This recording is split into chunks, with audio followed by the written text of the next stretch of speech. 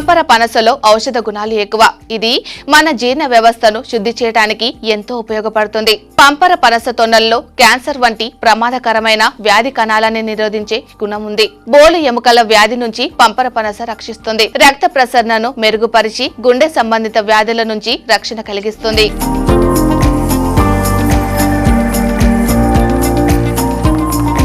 మరి ముఖ్యంగా పంపర పనస స్త్రీలకు ఎంతో మేలు చేస్తుంది. 30లో పడిన మహిళల ఎముకలకు శక్తినిస్తుంది. లావు తగ్గేలా మనకు మేలు చేయడమే గాక లివర్ సమస్యలను కూడా పంపర పనస నివారిస్తుంది.